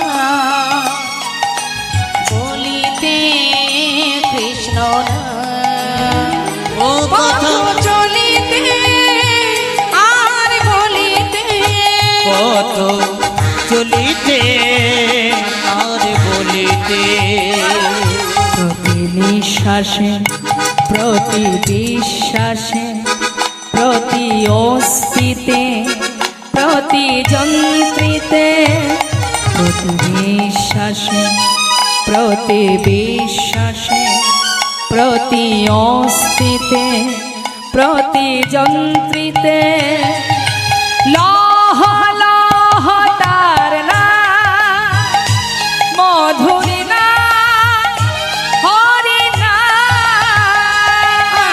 লহ লহ তার নাম হরি নাম মধুর নাম পথ চলিতে আর বলিতে পথ চলিতে আর বলিতে পথ চলিতে আর বলিতে পথ চলিতে আর বলিতে নাম গাইতে গাইতে এসে পৌঁছালো। যদি আপনারা নবদ্বীপে যেয়ে থাকেন মা, কেউ যদি আপনারা নদিয়ায় গিয়েছেন, নবদ্বীপে নদিয়ার আগে একটি জায়গা আছে, যে জায়গাটার নাম হচ্ছে ফুলিয়ানগর। ওই ফুলিয়ানগরের পাশ দিয়ে কিন্তু সুরধনী গঙ্গা বয়ে গেছে। তা এই নবাচার্য হরিদাস ঠাকুর মানে হারেশ ওই ফুলিয়ানগরে সুরধনী গঙ্গার পাশে একটা ছোট্ট প্রাচীন কুঠির, একটা কুড়ে ঘর, তার মধ্যে বসে বসে ভজন করে আর মনে মনে ভাবে এই সুন্দর নির্জন জায়গা, এখানে আমাকে কেউ বাধা দেবে না। কিন্তু বিরোধীর অভাব হয় না, জেনে রাখবেন। হরে কৃষ্ণ, বিরোধীর অভাব নেই, শুভ কাজে একটা না একটা বিরোধী থাকবেই থাকবে। সেই সময়ে ওই নদিয়ার যিনি রাজা ছিলেন নবাব হোসেন শাহ, এই নবাব হোসেন তখনকার সময় রাজত্ব করছেন মা। এদিকে কি হয়েছে, ওই ফুলিয়ানগরের মুসলমান সমাজ তারা কিন্তু ব্যাপারটা মেনে নিতে না পেরে চললেন নবাবের দ্বারে। হুজুর বিহিত করুন হুজুর, না হলে সকল মুসলমান হিন্দু হয়ে যাবে। নবাব সাহেব কিন্তু সবই জানে মা, তিনি কিন্তু হরিদাস ঠাকুরকে বড় ভালোবাসতেন, তিনি নিমাইকে বড় ভালোবাসতেন। কিন্তু সমাজের কাছে প্রমাণ করার জন্য যে যে প্রকৃত সাধু হয়, এই পৃথিবীতে এমন কোনো ব্যক্তি নেই তার ভজন থেকে তাকে দূরে সরাতে পারে। ভজন কত কঠিন, কত নিগাড়, কত প্রখর, সেটা জগৎ জীবের কাছে প্রমাণ করানোর জন্য নবাব হোসেন শাহ আদেশ করলেন গোড়াই কাজীকে, যাও ওকে ধরে নিয়ে এসো আমার দরবারে। যেই না সবাই মিলে সেই যে মা সুরধনী গঙ্গার পাড়ে প্রাচীন কুটিরে বসে বসে ভজন করত, সেখান থেকে ধরে নিয়ে এলো। ধরে নিয়ে এসে নবাবের কাছে যেই না নিয়ে এসেছে, নবাব সাহেব জিজ্ঞাসা করছে, কি নাম তোমার? আমার নাম হারেশ। তুমি কৃষ্ণ নাম করো? হুজুর, হ্যাঁ আমি কৃষ্ণ নাম করি। এই নাম ভুলে যাও, আজ থেকে এই নাম আর করবে না। হুজুর, আমি অনেক চেষ্টা করেছি এই নাম করব না, কিন্তু জানো হুজুর, আমি যতই চেষ্টা করি না কেন, আমি ছাড়তে চাইলে কি হবে, নাম আমাকে ছাড়ে না। হরি বল, হরি বল। শোনো, মুসলমান কুলে জন্ম নিয়েছো, এই নাম ভুলে যাবে, কলমা পড়ে পাপের প্রায়শ্চিত্ত করবে। আর যদি কথা না শোনো, তার উপযুক্ত সাজা তোমায় আমি দেব। তখন বলে উঠলেন হারেশ, খণ্ড খণ্ড করো যদি যাকে দেহ মন প্রাণ, তথাপি না বদনে না ছাড়িব কৃষ্ণ নাম। নিতাই গৌর হরি বল। এই বদনে না ছাড়িব কৃষ্ণ নাম। এত বড় সাহস, আমার সামনে বসে বেয়াদবি! এই কে আছিস? ওকে ধরে নিয়ে যা পাণ্ড আর 22 বাজারে বেত্রাঘাত কর। যত সময় কৃষ্ণ নাম না ছাড়বে, চাবুক দিয়ে আঘাত করবি। যদি এই নাম না ছাড়ে, প্রয়োজনে ওকে প্রাণে মেরে ফেল, তবু এই নাম যেন আর গাইতে না পারে। এটাই তো সাধুর পরীক্ষা মা। সাধুর পাশে যদি শত্রু না থাকে, সাধুর মর্যাদা বাড়বে? হ্যাঁ, আপনি যখন ভগবানের নাম করবেন, আপনার অনেক বাধা আসবে, কিন্তু সেই বাধাতে যদি আপনি একবার প্রবেশ করেন, তাহলে আপনার ভজন আর হবে না মা। যাই এসে যাক, যত যাই হয়ে যাক, ভগবান বললেন যে করে আমার আশ আমি তার করি সব নাশ, তথাপিও যে না ছাড়ে আমার পাশ, আমি হই তার দাসানুদাস। নিয়ে গেলেন কোথায়? 22 বাজার বলে একটি জায়গা, সেখানে তাকে গাছের সঙ্গে দড়ি দিয়ে বাঁধছে। কেন? কৃষ্ণ নাম করে, তাই আজ উপযুক্ত সাজা হবে তার। শুরু হলো চাবুকের আঘাত। হরেশ কৃষ্ণ নাম ছাড়, হরেশ কৃষ্ণ নাম ছাড়। চাবুকের আঘাত যত হচ্ছে, তত অঙ্গ থেকে রুধির ঝরছে। চাবুকের আঘাত দিচ্ছে, আর যতবার অঙ্গে আঘাত পড়ছে মা, আপনাদের যদি ভগবানের নাম করার সময় কোনো বাধা আসে, বা যদি কোনো কষ্ট আপনি পান, আমাদের মতো সাধারণ মানুষের কথা বলছি, সে কিন্তু আর ভগবানকে ডাকবে না। কেন তোমায় ডাকবো? এতই যদি কষ্ট পাবো, তাহলে তোমায় ডেকে লাভ কি? আবার অনেকে বলে, এত ভগবানের ভালোবাসো, এত ভগবানের সেবা করো, তোমার জীবনে এত কষ্ট কেন? তার মানে আমরা ভাবি ভগবানকে যে ভালোবাসবে, সে মনে হয় মহা সুখে সুখী হবে। অত সহজ? সুখ বললেই সুখ, হরে কৃষ্ণ। আর সুখেই কি শান্তি? সুখের মধ্যেই শান্তি? আপনার সারা জীবন শুধু সুখেই ভরা থাকবে, ভালো লাগবে জীবন, শান্তির জীবন হবে? হবে না বাবা। যার মধ্যে সবকিছু আছে, সেটাই হলো শান্তি। হ্যাঁ, যেমন একটা সুন্দর দৃষ্টান্ত দিই মা, বুঝিয়ে দিই আপনাদের। আপনারা যে থালাতে খাওয়া দাওয়া করেন, আপনাদের ভোজনের থালা, সেবার থালা, থালাতে কি কি থাকে? অন্ন থাকে, ভাজা থাকে, ডাল থাকে, রসা থাকে, পায়েস থাকে, চাটনি থাকে, আবার লেবু থাকে, ঝাল লঙ্কা থাকে, তাই না মা? আবার মিষ্টি থাকে। হ্যাঁ, কত কি থাকে, তাই তো? এখন মনে করুন এত কিছুর মধ্যে বাবা আপনার একটা জিনিস প্রিয়, চাটনিটা আপনার খুব প্রিয়। এখন যদি থালা থেকে সব নামিয়ে এক থালা চাটনি দেওয়া হয়, ভালো লাগবে খেতে? লাগবে না। কখন ভালো লাগবে? তার পাশে আর যারা যারা ছিল, তারা যদি থাকে, তবেই শেষে গিয়ে চাটনিটা ভালো লাগবে, তাই না বাবা? তার মানে টক, ঝাল, মিষ্টি, নোনতা, তিতো সব থাকবে, তবেই কিন্তু চাটনিটা ভালো লাগবে। আমাদের জীবনটাও তাই মা, এর মধ্যে দুঃখ থাকতে হবে, এতে পাওয়া থাকতে হবে, হারানো থাকতে হবে, সুখ থাকবে, দুঃখ থাকবে, চাওয়া থাকবে, পাওয়া থাকবে, কষ্ট থাকবে, হাসি থাকবে, খুশি থাকবে, উঁচু থাকবে, নিচু থাকবে, তবেই তো পরিপূর্ণ জীবন। নিতাই গৌর হরিবল হরি হরি বল হরি বল। শুধু সুখ দাও কোনো দরকার নেই চাওয়ার। কেন চাইবেন আপনি? যেমন রেখেছো তাতেই খুশি। সুখ আর দুঃখ দুই ভাই, এরা দুজনেই আসা যাওয়া করে। কেউ চিরকাল দুঃখী নয়, কেউ চিরকাল সুখী নয়, তাই তো? তাহলে শুধু সুখ কামনা করবেন কেন? মহাভারতে মা কুন্তী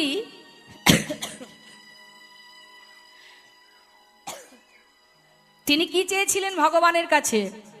আমাকে দুঃখ দাও, দুঃখ পেলে আমি তোমায় ডাকবো, তোমাকে স্মরণ করব, সুখ পেলে আর তোমাকে ডাকতে যাব না। তাই এমন দুঃখ আমাকে দেবে, শ্বাসে প্রশ্বাসে যেন আমি তোমার নাম জপ করতে পারিনি। তাই গৌর হরি বল। এটা হচ্ছে ভক্তের চাওয়া মা। হরিদাস ঠাকুরের অঙ্গে যখন চাবুক পড়ছে, তখন হরিদাস ঠাকুর কি করছে? একবারও বলছে না প্রভু তোমায় ভালোবেসেছি বলে তুমি এত কষ্ট দিচ্ছ, না। কি বলছে জানেন? যারা মারছে তাদের মঙ্গল কামনা করছে। হে কৃষ্ণ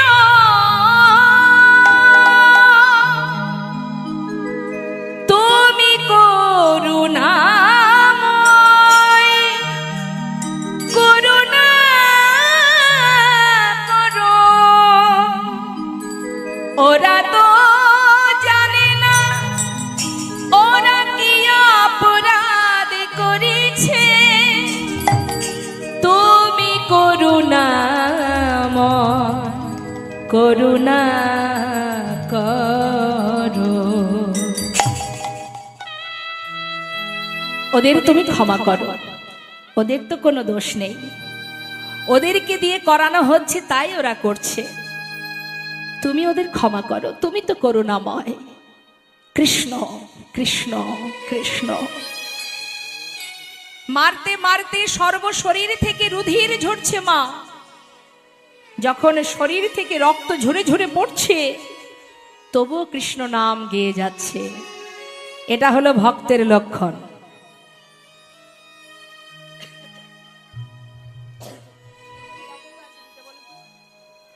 সমানে প্রভুর নাম গাইতে গাইতে অচৈতন্য হয়ে পড়েছে, আর পারছে না।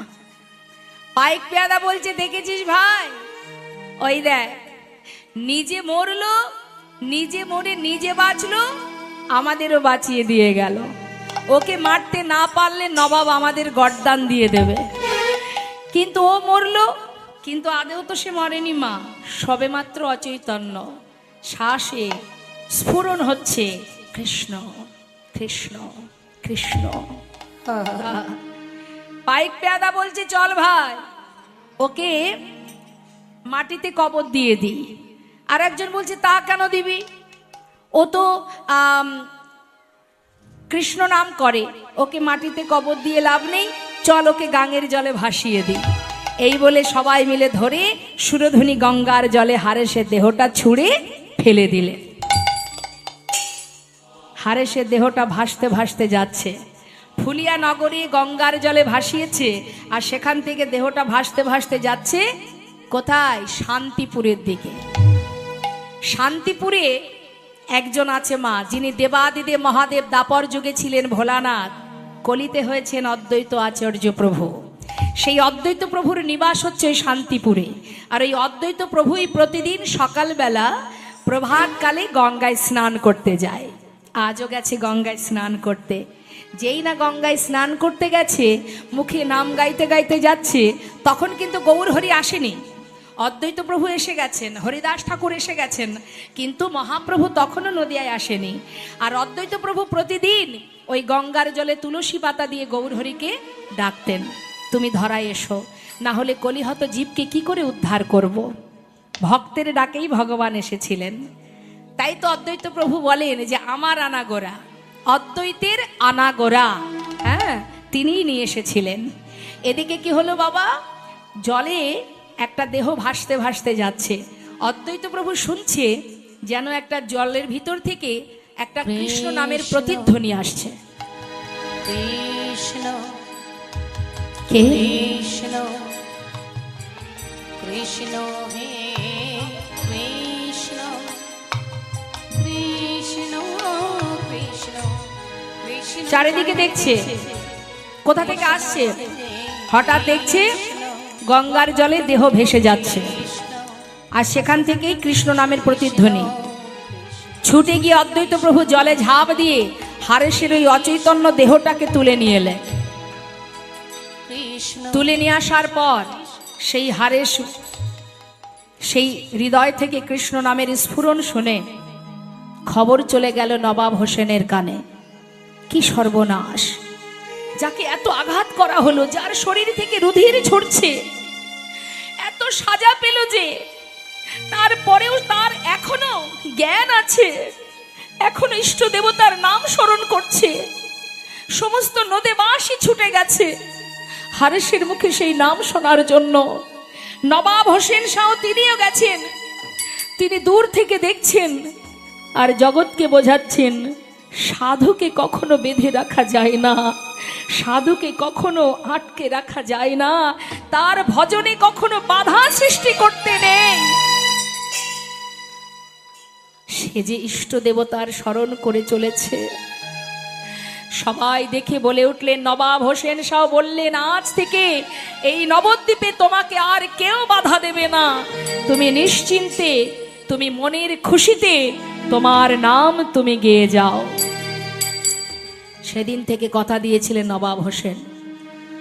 হরিদাস ঠাকুর মানে হারেস, অদ্বৈত প্রভু তার চেতনা ফেরালেন কৃষ্ণ নাম কানে দিয়ে। চেতনা ফিরে পাওয়ার পর অদ্বৈত প্রভু তাকে দীক্ষা দিলেন মা, আর জপের মালা দিয়ে বললেন, আজ থেকে তুমি নাম করো, স্নান করে এসো গঙ্গা থেকে। গঙ্গা থেকে স্নান করে মস্তক মুন্ডন করে দাদার সঙ্গে তিলক ধারণ করে জপের মালা হাতে নিয়ে গুরুচরণে প্রণাম করে বললেন, গুরুদেব। তাহলে হরিদাস ঠাকুরের মানে হারেসের গুরুদেবকে অদ্বৈত আচার্য প্রভু, যিনি হলেন দেবাদিদেব মহাদেব। চরণে প্রণাম করে বললেন, যে নামের মালা আমি পেয়েছি, আজ থেকে আমি কথা দিলাম, দিনে 3 লক্ষ নাম না শেষ হওয়া পর্যন্ত আমি জলগ্রহণ করব না। 3 লক্ষ নামের প্রতিশ্রুতি হলো। অদ্বৈত আচার্য প্রভু বললেন, শোনো হারেস, তোমার নাম হারেস। হারেস কথার অর্থ হলো নিজেকে হরি নামে হারিয়ে ফেলেছ, তাই তোমার নাম হারেস। তবে আজ থেকে তোমার নাম আর হারেস নয়, হরির চরণে নিজেকে সঁপে দিয়েছ তুমি, তাই আজ থেকে তোমার নাম আজ হতে তব না হইল হরিদাস, হইল হরিদাস, কলিজীবের দ্বারে দ্বারে দ্বারে দ্বারে নামে করিবে প্রকাশ। এই কলি দিবে দারে দারে, এই নামে করিবে প্রচার। আজ থেকে তোমার নাম হরিদাস, তুমি হরির চরণের দাস। ওই যে মা নাম দিল হরিদাস, নাম নিয়ে চরণে প্রণাম করে এবার নাম প্রচারে বাহির হলেন। সর্বত্রে নাম দিতে দিতে দিতে দিতে চলে এলো কোথায় বাবা? বেনাপোলের জঙ্গল। এটা কোথায় জানেন মা? আমরা যেখান থেকে এসেছি, উত্তর 24 পরগনা। এখন তো দেশ ভাগ হয়ে গেছে, আগে তো ভাগ ছিল না। বেনাপোলের জঙ্গলটা কোথায়? আমরা যেখান থেকে এসেছি বনগা, বেনাপোল, ওখানেই আমাদের বাড়ি থেকে 10 থেকে 20 মিনিট সময় লাগে হরিদাস ঠাকুরের এই ভজন কুঠির পাটবাড়ি। যদি আপনারা কখনো বেনাপোল বর্ডার পার হয়ে যান, বেনাপোল বর্ডার পার হলেই লক্ষ্যহীরার সেই পাটবাড়ি, যেখানে লক্ষ্যহীরাকে ঠাকুর হরিদাস উদ্ধার করেছিলেন। আজও আছে, আজও মা লক্ষ্যহীরার পূজা হয় সেখানে। গণিকা পতিতা রমণী এই লক্ষ্যহীরা, যাকে উদ্ধার করেছিলেন এই মহান পুরুষ হরিদাস ঠাকুর। তা সেই বেনাপোলের জঙ্গলে সুন্দর করে পাতা দিয়ে কুটির তৈরি করেছে মা, পাতা দিয়ে থাকার একটা জায়গা তৈরি করে সেখানে বসে বসে হরিনাম করে। আর তার মনের ইচ্ছা যে এই বেনাপোল জঙ্গলে আমি সবাইকে কৃষ্ণ নাম দিয়ে সমস্ত পাপ দূর করে তাদেরকে আলোর পথ দেখাবো। তাই ঠাকুর হরিদাস জপের মালা হাতে নিয়ে জপ করছে ওই বেনাপোলের জঙ্গলে, ছোট্ট কুড়ে ঘরের মধ্যে। আর এই খবর চলে গেছে ওই বেনাপোলের রাজা, রাজা রামচন্দ্র খা। রাজা রামচন্দ্র খা খবরটা পেয়ে সে আবার মনে মনে ভাবছে কি আছে ওই সাধুর কাছে, হরিনাম দিয়ে সবাইকে পাগল করছে, সবাই যাচ্ছে তার নাম শুনতে, আমি রাজা, আমি জমিদার, আমার কাছে কেউ আসছে না, সব ওই জঙ্গলের মধ্যে ওই বাবাজির কাছে গিয়ে হরিনাম শুনছে। কি জাদু আছে সাধুর কাছে, ওই সাধুকে আমি ভণ্ড বলে প্রমাণিত করে জঙ্গল থেকে তাড়াবো। কি করেছে বাবা, বড় চিন্তায় রাজা, কি করব আমি, কি করে তাড়াবো। এখন প্রতিদিন প্রজাবর্গরা এসে রাজার কাছে নালিশ করে, খবর দেয়, মহারাজ আপনার ওই বেনাপোলের জঙ্গলে এক লেংটিধারী বাবাজি, সে তার হরিনাম দিয়ে সবাইকে পাগল করছে। শুধুমাত্র নারী জাতিরা সেখানে যায়, হরিনাম শোনে, আর নারী জাতির চোখে চোখ রেখে হরিনাম করে। সাধু মোটেও ভালো নয়, ভণ্ড সাধু, তার চাহনি ভালো নয়, তার স্বভাব চরিত্র ভালো নয়, অসাধু। যেই না বলেছে, রাজা রামচন্দ্র খা মনে মনে ভাবছে এই তো সুযোগ, তাহলে আমার ঘরে যে প্রতিদিন আমাকে নিত্য গীতে আনন্দ দেয় গণিকা লক্ষ্যহীরা, ওই লক্ষ্যহীরাকে পাঠিয়ে আমি ওই সাধুকে ভণ্ড বলে প্রমাণিত করব। সে তো রূপে যৌবনে পরিপূর্ণ, তাকে পাঠাবো, ওই সাধু যে প্রকৃত ভণ্ড সেটা প্রমাণ হবে। গণিকা পতিতা লক্ষ্যহীরা এসে বলছে মহারাজকে, মহারাজ কি ব্যাপার, এত তাড়াতাড়ি আমার তলব, কি হয়েছে? শোনো নটি, আজ আর আমাকে ভোলাতে হবে না, জঙ্গলে এক বাবাজি এসেছে, শুনলাম সে প্রকৃত সাধু নয়, ভণ্ড। তা ওই ভণ্ড সাধুকে তোমাকে ভণ্ড বলে প্রমাণিত করতে হবে। আমার গণিকা লক্ষ্যহীরা বলছি এটা কোনো ব্যাপার, কত রাজরাজাকে ভুলিয়েছি আর সাধুকে ভোলাতে পারবো না। সাধু যদি প্রকৃত হয় তবে পারবো না, আর যদি ভণ্ড হয় 3 দিনের মধ্যে আমি তাকে ধর্মচ্যুত করব। তাহলে আর দেরি করো না, আজই রাত্রে তাকে গিয়ে আবদ্ধ করো। বেশ, লক্ষ্যহীরা সুন্দর করে নিজেকে সাজিয়েছে মা, খুব সুন্দর করে অপ্সরা সেজেছে, সেজে ঠাকুর হরিদাসের সামনে গিয়ে দূর থেকে দেখছে যে সবাইকে নিয়ে ওই বেনাপোলের যত ভক্ত সবাই ওই জঙ্গলে ঠাকুর হরিদাসের সামনে বসে হরিনাম শোনে। আর লক্ষ্যহীরা কি করেছে, দূরে গাছের আড়ালে দাঁড়িয়ে আছে, আর হরিদাস ঠাকুর সমস্ত ভক্তদের নিয়ে নাম করছে। শোনো গায়ের নরনারী, কথাগুলো শুনবেন কি বলছে। শোনো গায়ের নরনারী, তোমরা আমার কথা শোনো, আমায় ঘিরে নীরবে দাঁড়ায় আছো কেন? হরে কৃষ্ণ হরে কৃষ্ণ। জীবনের প্রতি শ্বাসে রবে নামের স্মরণে, কভু বা মানসে হবে কভু উচ্চারণে। হরে কৃষ্ণ হরে কৃষ্ণ। কে কবে মরিবে তাহা কারো নাহি জানা, এক মুহূর্ত জীবনের ব্যর্থ কাটাবে না। হরে কৃষ্ণ হরে কৃষ্ণ। নারীকে জানিবে মা, ঐশ্বর্যকে জানিবে মাটি, সদা সত্য উচ্চারিবে বাহির ভিতর খাটি। এই রূপে শুদ্ধ হয়ে নাম কর সারা জনম ভরে। হরে কৃষ্ণ হরে কৃষ্ণ কৃষ্ণ কৃষ্ণ হরে হরে। সবাই মিলে একবার হরি নাম গাইবো আমরা। হরে কৃষ্ণ কৃষ্ণ কৃষ্ণ হরে হরে, হরে রাম রাম রাম হরে হরে। হরে কৃষ্ণ কৃষ্ণ কৃষ্ণ কৃষ্ণ হরে হরে হরে রাম রাম রাম হরে হরে হরে কৃষ্ণ কৃষ্ণ কৃষ্ণ কৃষ্ণ হরে হরে হরে হরে রাম রাম হরে হরে হরে কৃষ্ণ কৃষ্ণ কৃষ্ণ কৃষ্ণ হরে হরে হরে রাম হরে রাম রাম হরে হরে হরে কৃষ্ণ কৃষ্ণ কৃষ্ণ কৃষ্ণ হরে হরে হরে রাম রাম রাম হরে হরে হরে কৃষ্ণ কৃষ্ণ কৃষ্ণ হরে হরে হরে রাম রাম রাম হরে হরে। অনেক রাত হয়ে গেছে, অনেকে বাড়ি চলে গেছে, আপনারা এখনো যাননি।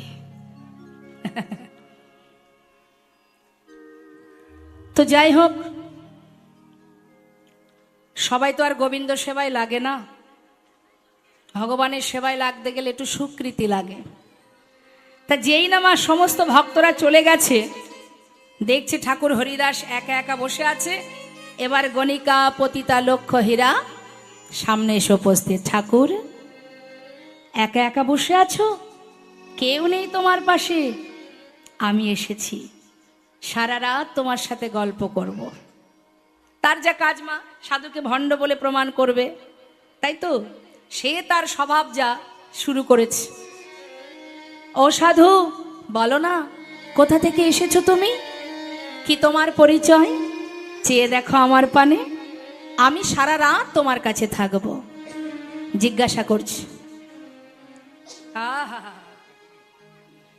কে তুমি? বন মাঝে বসে আছো একলা, কে তুমি বন মাঝে বসে